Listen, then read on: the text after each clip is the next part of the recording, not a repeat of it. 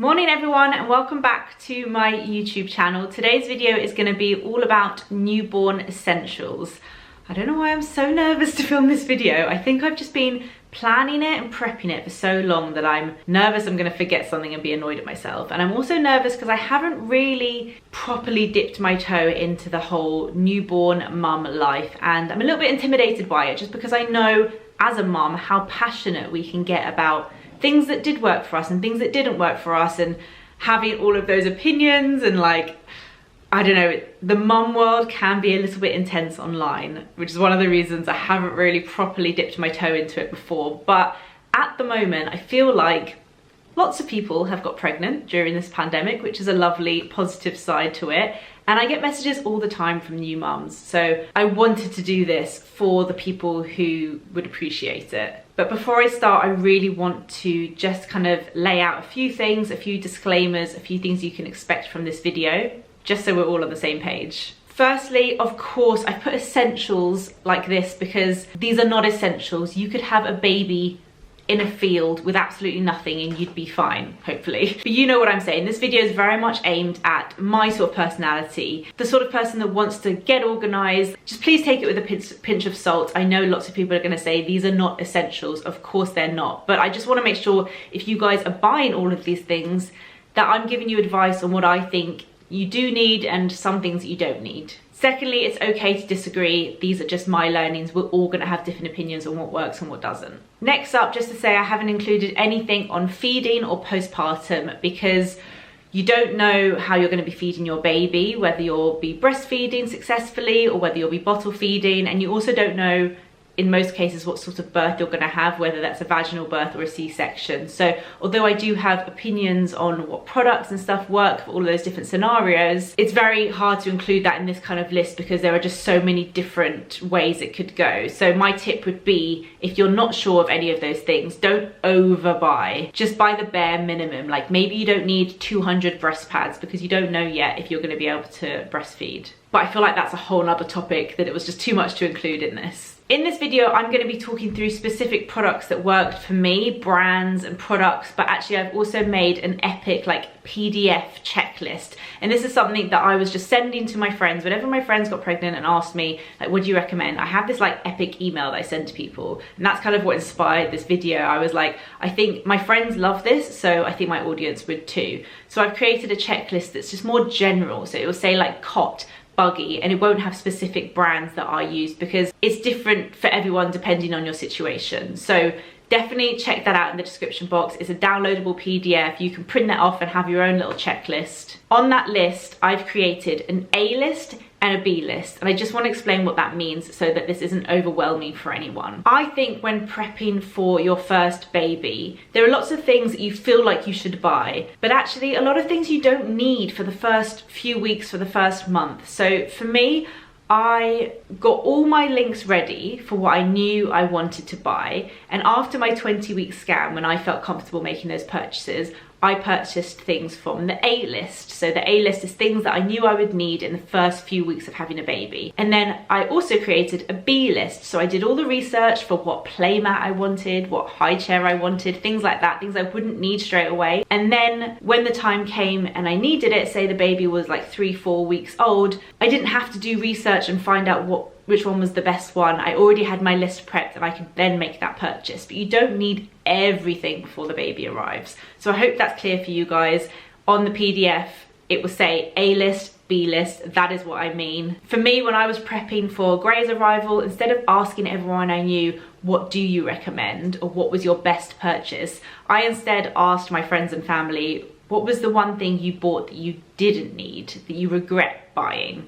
And that's kind of how I came up with my list, and I think that's a really good tip. Also, stay tuned to the end of the video where I'll be listing out all the things that I do not think are essentials, things that we either regretted purchasing or didn't feel like we needed. So let's get started. I really hope this isn't overwhelming for you guys. It is a really long list. If you feel overwhelmed, don't watch this video right now. Come back to it at another time. Let's get started. Enough of the babbling. I'm going to go through my PDF list talking about the specific products that I recommend. So if you have that list with you, you can kind of go through it with me. Let's start with the nursery, which in itself, the nursery, the baby's room, however you call it, they don't actually sleep in that room for quite a while. So if you don't have a nursery, if you don't have a baby room, don't freak out. That in itself is not an essential. But if you are planning a baby's room beforehand, which is something quite nice to do when you're feeling like you're nesting, these are the sort of things that I would recommend for the nursery. A-list, things to purchase before the baby is born. A bedside crib. That actually goes in your room, not in the baby's room. I absolutely love the bedside cribs. We had Snooze Pod. I highly recommend it. The side comes down so the baby is sleeping on your level, right next to you. And this is also really important if you've had a C-section. Moses baskets look pretty, but they're actually really impractical. Having to get out of bed, lean over something is something that's really hard to do if you have a C-section. It's also hard to do if you're really tired in the middle of the night. So I absolutely loved our Snooze Pod, but there are lots of different versions of bedside cribs that you can get. The annoying thing is they only last for about 6 months. Obviously you can use them for future children, or maybe that's something you can borrow off a friend and buy your own mattress to be safe.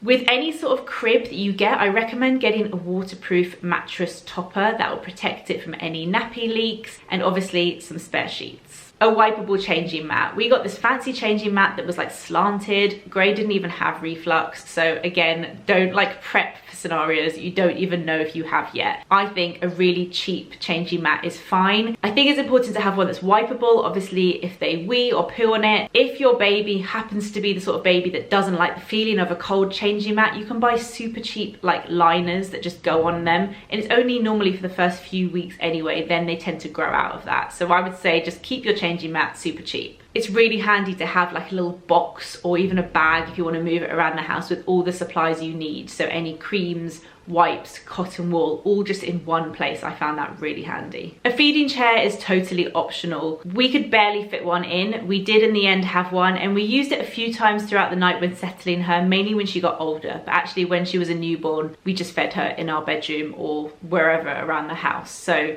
don't feel left out if you don't have a feeding chair. Nursery B-list, things that you can purchase after the baby's born but you might want to research ahead of time so you just know exactly what you want. A cot bed. Like I said, most babies don't tend to sleep in their own room until about 6 months. Gray did go into her room a little bit earlier, and we actually did start to encourage like naps during the day in her own room. But for the first few weeks, month at least, she definitely did not need a cot. So if you're trying to like spread out your budgeting a little bit, that is not something you have to have ahead of time, even though Instagram makes it look like you do. Again, with any sort of cot bed or cot, just so you know the difference, a cot is smaller and a cot bed is a bigger and turns into a bed. We actually went for a cot because we figured by the time Gray was in a bed, she'd probably move into another room and we'd have another baby by then who would then use her cot. We're so happy with ours. We got a mocky cot and I would highly recommend it. We have loved it. It's really minimal, looks great, and it's got a storage drawer underneath as well. Again, with any cot or cot bed, waterproof mattress protector, sheets, and a mattress. We really like our mattress from the Green Sheep, I think it's called. I'll link it down below. It's lasted so well, really great quality. A baby monitor. You're not going to need a baby monitor until you're leaving your baby alone in a room. So yes, you might start doing naps in their own room from early on, but you're definitely not going to need it in the first month or so. We ended up getting the Samsung monitor because we really like how the screen is very large, but just be warned, as far as I'm aware, speaking to friends and family, there is no such thing as a good baby monitor. They all eventually die of like bad battery. Ours constantly has to be plugged in. So if you guys have any recommendations of good baby monitors, feel free to leave them in the comments. I think they're all averagely bad. A mobile for your cot, again, is very handy to entertain a baby while you're trying to get dressed or shower, but not really in the first few weeks. Babies don't tend to even want to be put down, so that's something you can get later on. We really loved the Tiny Love mobile for a cot, and Gray absolutely loved it as well. A blackout blind, really handy so the babies know the difference between like sleep and daytime, day and night. A blackout blind is great. If you don't want one that's permanent, you can also get travel blackout blinds that just stick to the windows. A play mat with a toy arch, very handy. You can keep it downstairs or wherever you are just to put the baby down and entertain them a bit. Again, I absolutely loved the one from Tiny Love, and that's something I had on my list of things I wanted that I purchased after she was born. Finally, on the B list, any sort of sensory toys. Babies love black and white. They love anything that has a scrunchy sound. They love lights. We had like a little light thing from Amazon that she absolutely loved. I think at the beginning, sound and light is the most fascinating for babies. They love shadows, they love that scrunchy sound. But again, something for like a few weeks in. Okay, let's move on to travel, and I'm gonna start with the A list again.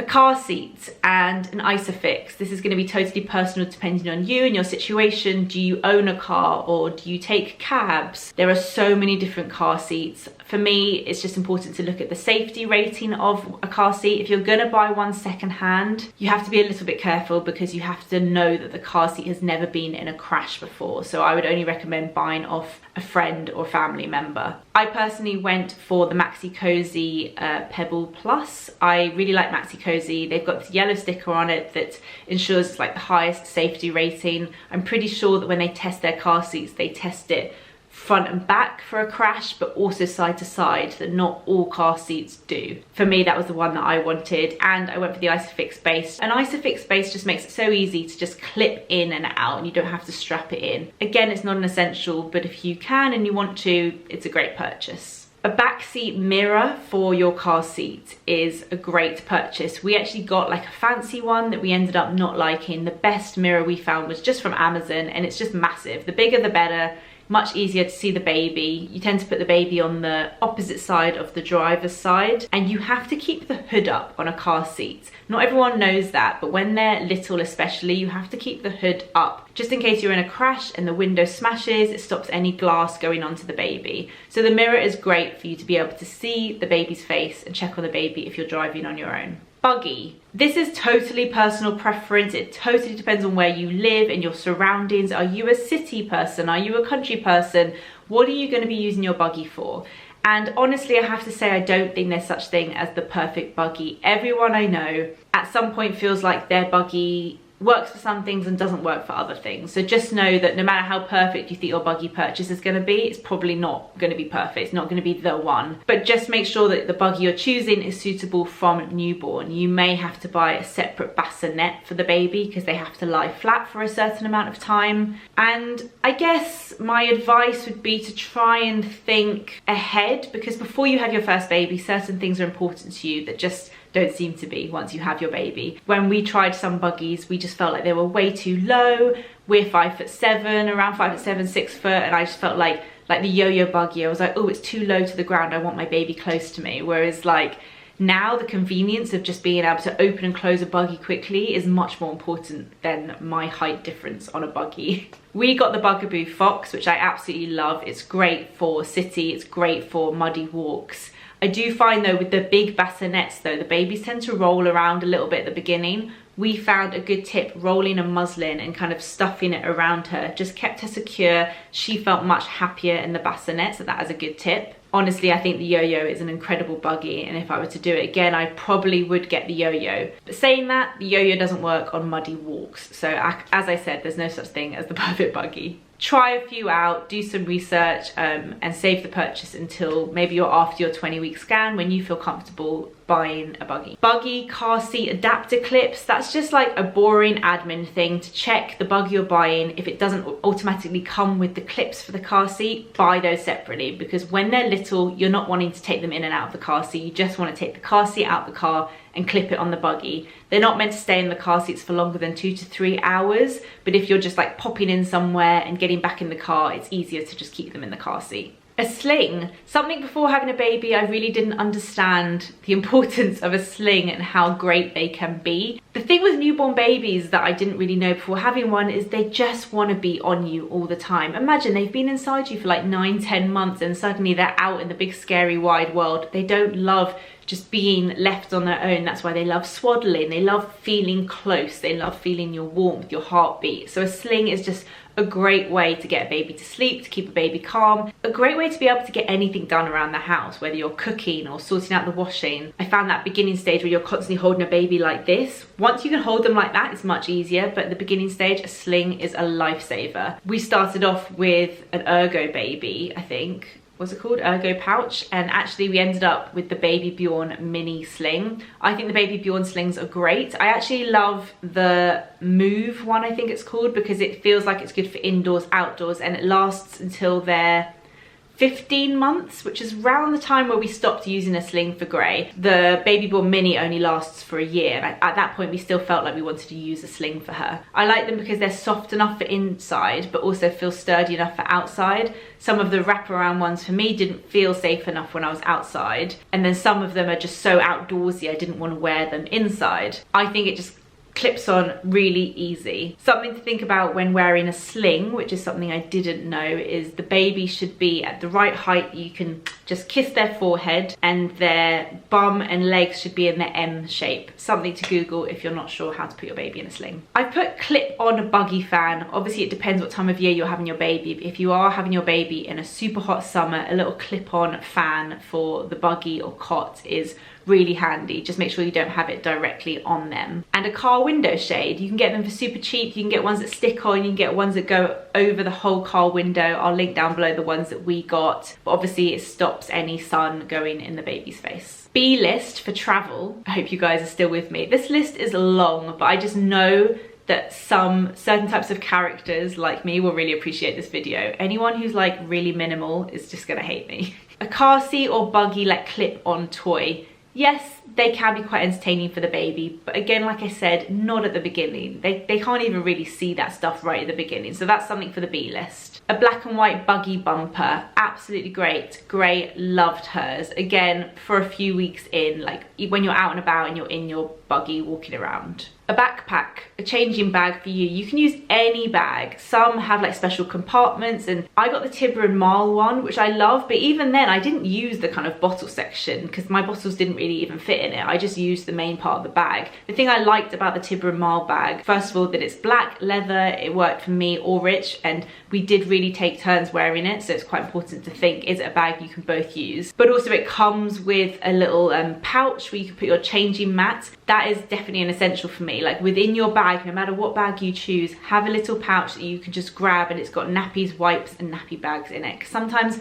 if you're going to the toilet in a cafe, you don't want to take your whole bag with. Another great tip for your changing bag is to have like clear zip bags. So like the ones from Muji, and you can put like a change of clothes in one, and everything's in there separate. So if the baby does an explosive poo, you know you've got a change of clothes there. Have like compartments in it, but really you could use any bag that you feel comfortable. I really like backpacks because then you've got your arms free, and it's really handy. The thing about getting a baby bag over any old bag, I guess, is baby bags tend to have clips on them, so you can clip it onto the buggy, and that is really handy. Pharmaceuticals, A-list. A baby in-ear thermometer. I find them the most effective compared to ones where you're putting it on their head. You just pop it in their ear, you put in their age, and it will tell you their temperature. You would be surprised if you are not yet a mum how often you will end up using a thermometer. A baby nasal aspirator. So it sounds really gross, but it's something you put in their nose and you suck it to get the snot out. Don't worry, there is a filter. There is no chance of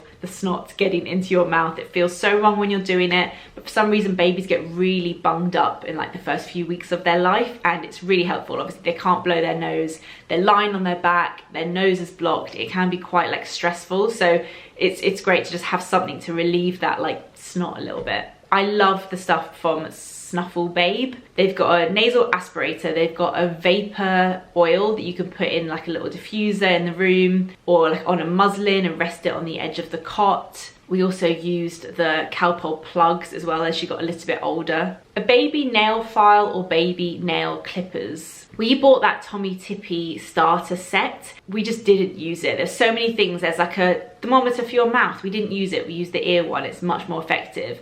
There's like all these things in it that we just didn't need and we didn't use at all. The only thing I used is the little baby nail file.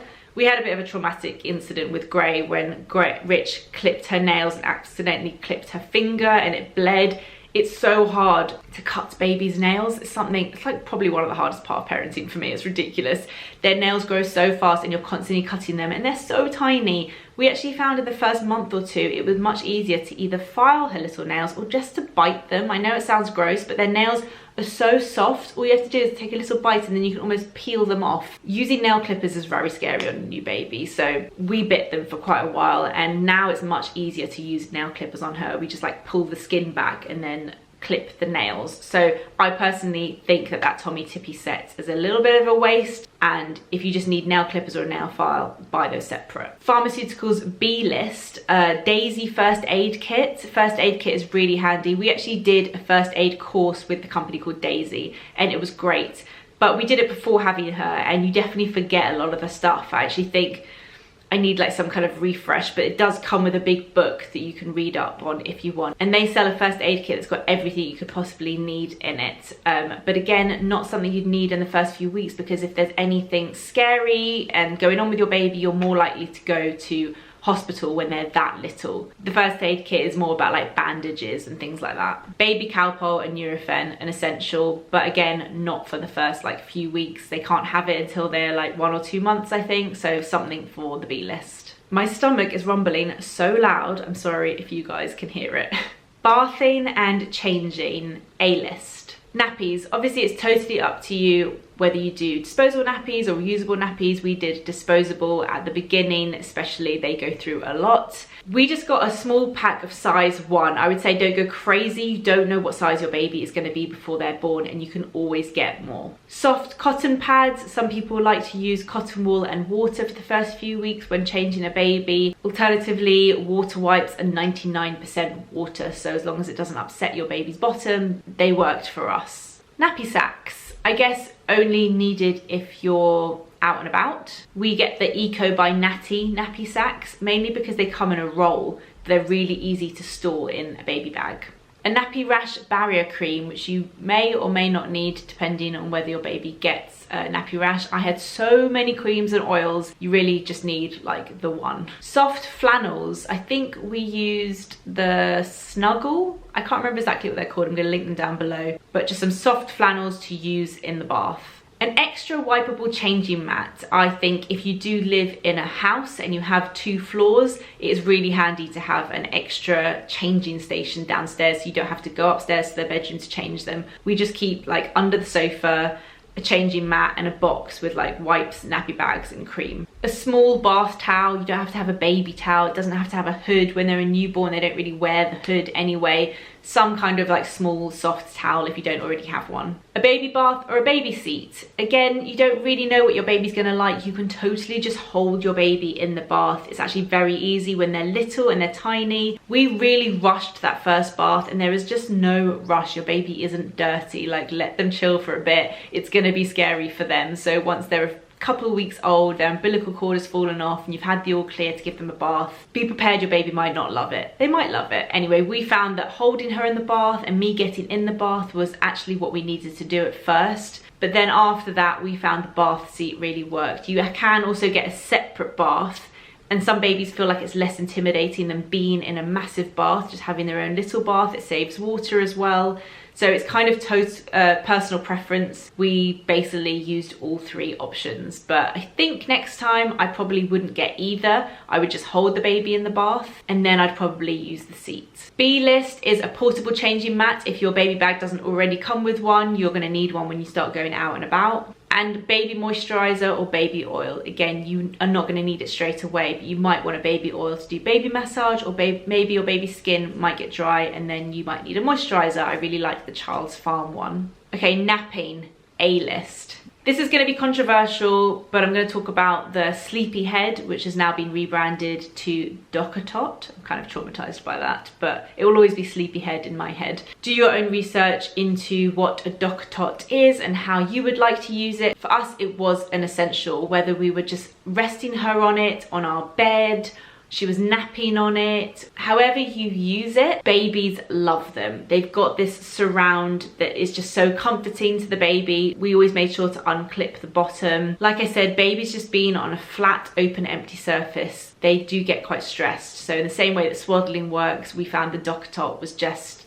like #1 excellent product for us. I would also recommend getting a spare cover because when you're washing it, you're still going to want to use it. A white noise machine worked really well for us. Again, babies are really used to like the noises that are inside the womb, so it was really good for comforting her, but also really great for blocking out other sounds if you don't want to wake them up. It really helped with getting her to nap. We just used the Hush one. We found that none of the like You and the Sheep or any of those toys, they didn't really work as well, and we didn't really want to put toys in her cot. So just having this very simple small Hush machine, we just put on the floor. It has a few different settings. It's got like the C, like my friend used the C option. It was very calming, whereas Gray liked the one that sounded like a motorway. Swaddle suits. You can definitely swaddle with just a blanket, but it is a bit trickier, and we just loved using the swaddle suits because it just zips right up. Lots of people, and for some people this is definitely true, but I also fell into this category of saying, oh, but she loves having her arms up.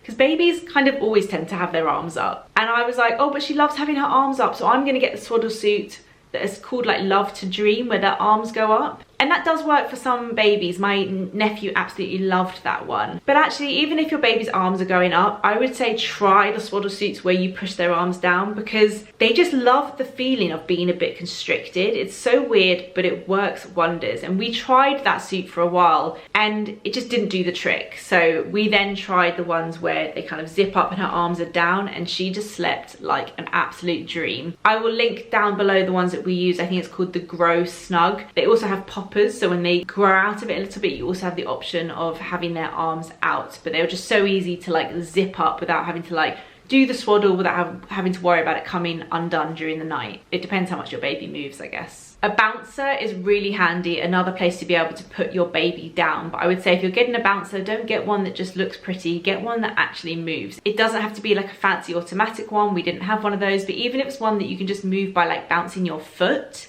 it needs to be able to like rock quite like aggressively for the baby to like really see the value of it. We really loved the Baby Bjorn one, and as they get older they can rock themselves, and it's quite upright as well. You can like feed them in it if you start weaning. It's a brilliant bouncer. Clothing and blankets, A-list. Clothing is a bit of a daunting category, but I would just say like take a chill pill. When babies are little, they just throw up and poo and wee a lot, and I think before having a baby you think you want your baby to be in all these cute outfits, but actually the first few weeks you're just tired and you just want to get through the like 5 outfit changes of the day. So buy a lot of just plain simple sleep suits. I think the outfits start coming into play from like 3 months, 6 months up. So get some sleep suits. Sleep suits are the ones that have feet, and they also have ones that have like integrated scratch mittens that fold over. Gray didn't scratch herself that much, but some babies do, so you can just fold them over. You don't have to use them if you don't want to. Just get like a few packs of those. We got ours from John Lewis. Newborn kimono style bodysuits are really great if your baby, some babies hate having clothes put over their head, especially right at the beginning. And if it's your first baby, it can be quite intimidating to dress a baby, or like, oh my God, how do I get this over their head without hurting them? So the kimono style ones are great because you can just put it on like a cardigan, like it goes over their arms and then wraps around. And I really liked using those right at the beginning. You'll need some short sleeved bodysuits. So that's short arms, no legs, and those are for layering. Babies always need like an extra layer than we need. And some long sleeved cotton bodysuits, weather dependent, depends what time of year you have your baby. A couple of soft hats. We bought way too many hats. Gray was born in May, and actually she didn't need it for that long, but for the first few weeks they need a hat if they're going outside. Some people say also inside. I think it depends on the temperature. A couple of leggings, but like I said, it's only really as they get a little bit older. I would just stick with like bodysuits at the beginning and sleep suits. If you are having your baby in a hot climate, then rompers are really handy. We loved using those on Gray. If you're having a winter baby, then some kind of like outdoor fleece pram suit is great. We love the White Company one, but you can get them from so many different places. So easy to keep them warm in just like a full suit. Bamboo muslin cloths, small and big. I've said bamboo because I find anything that has bamboo in is so much softer. A lot of the muslins that we bought from like John Lewis, cotton muslins, the minute you wash them, they just go so hard and like crispy. I really love the muslins and swaddle blankets from Balabaloo, I think it's called. They're like 70% bamboo, so soft, We still use them now for like various different things. They've got lovely prints on them as well. The big ones you can use for swaddling or for all kinds of things, but just have some muslins. We actually got too many muslins. Gray was not a sicky baby, so maybe that's something you can get a few of and then get more of once you know if you need. And a cellular blanket. You're probably going to need a blanket if you take them out or if they're cold, and a cellular blanket has holes in it, so it's like breathable. Okay, how do you feel? That was my list. Like I said, if it feels overwhelming, just check out the PDF. I hope it breaks it down. And I hope by doing the A list and B list, I've made you realize what is an essential and what can wait for later. So you don't have to buy everything in one go, because those big baby purchases are expensive. Now I'm going to give you the list of things that I didn't include, and I'm going to talk you through why I didn't include them, just so you know my like reasoning. A high chair. Yes, it's fun to buy a high chair. They don't need them until they're 6 months and they're sitting and they're weaning, so wait on that one. Also, side note, the IKEA high chair is so great. It comes apart so easily, it's wipeable. It's like £10. Natural sponges. I don't know why all the lists I read told me I had to buy natural sponges. We did not use a sponge on Gray. It was all like scratchy, and a flannel was so much softer, worked so much well. Babies love if you rest a wet flannel on their tummy in the bath. Again, it makes them feel secure, protected, and keeps them warm. A wipe warmer. I didn't even know wipe warmers exist. Apparently it's to warm up the wipes, so when you wipe your baby, they don't get a shock from the cold. I just think it's a gimmick. Like, it's, first of all, if your wipes are kept out in room temperature, they shouldn't be that cold anyway.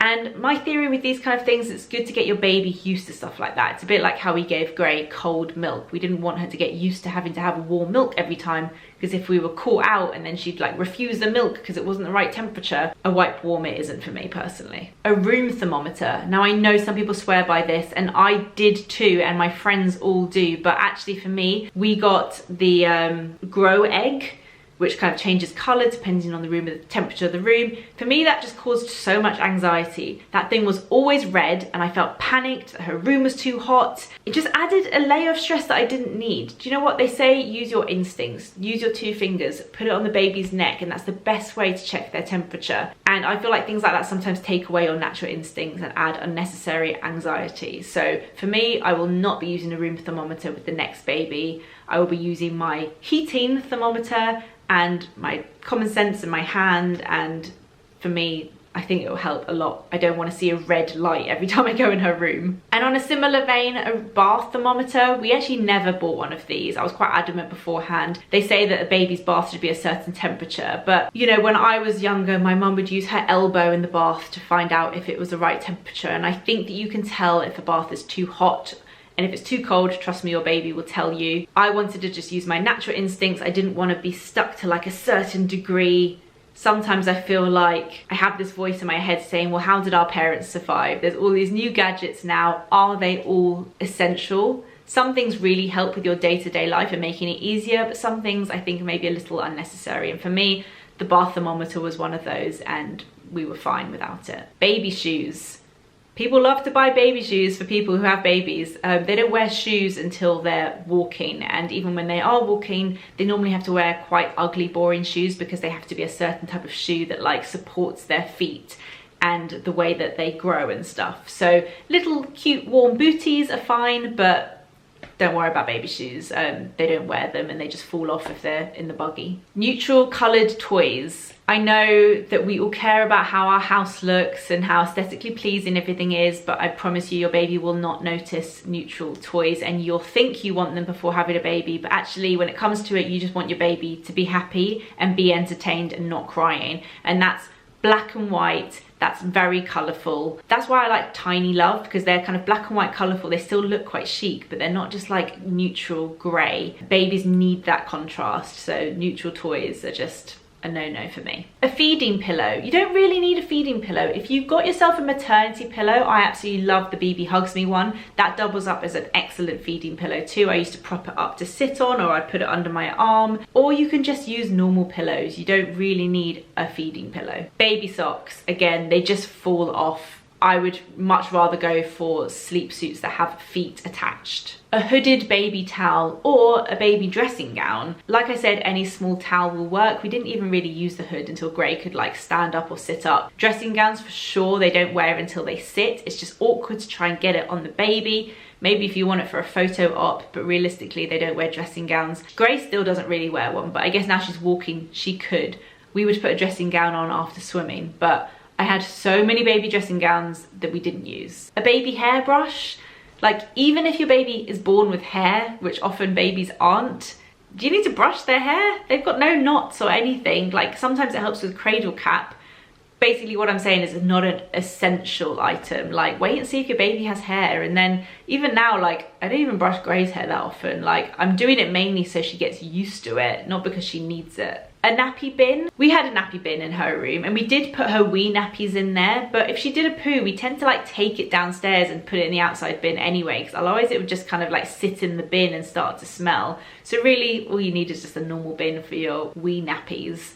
I don't think a nappy bin is an essential personally. A changing table. If you haven't got room for a specific changing table, don't worry. We just use the top of a chest of drawers, but even then, like we would change her anywhere. All you need is a changing mat. You can change them on the bed, you can change them on the floor, you can change them on the sofa. You don't need a specific designated changing table. A Moses basket, like I said earlier, looks pretty, it's quite impractical. Like if you've got one as a hand-me-down, if someone's bought you a Moses basket, keep it. Keep it like downstairs or in another room, because you're always going to want to put the baby down somewhere. But as like your main place to put the baby down, your main place for the baby to sleep, I don't think it's the most practical choice. And in a similar vibe, a changing basket. These things are very popular on Instagram. It's like a basket that goes on your changer to change the baby in. But I just think they look so impractical. Like they've got edges, which makes it really hard. Like what if the baby wheezes or poos? It's just gonna get like ruined, and I don't know. I think it's something that's more to do with like the look of it than anything else. Okay, I've come to the end of this video. Was that helpful? Did it overwhelm you? I'm so sorry if it did. Please check out the PDF down below, which will list everything I mentioned. It won't have specific brands, but I'll also link in the description box all of the specific products that I recommend. I didn't purchase anything until after my 20-week scan, and then like I said, quite a lot of things I waited till the baby was born. Good luck for any first-time pregnant ladies out there. It must be a really strange time to be having a baby, and my thoughts are with you, but it's really exciting. You can absolutely do this. I'm here for you if you want to leave a comment, if you want to have a chat, and sending you lots of love. I hope this video was helpful. See you in my next video. Bye.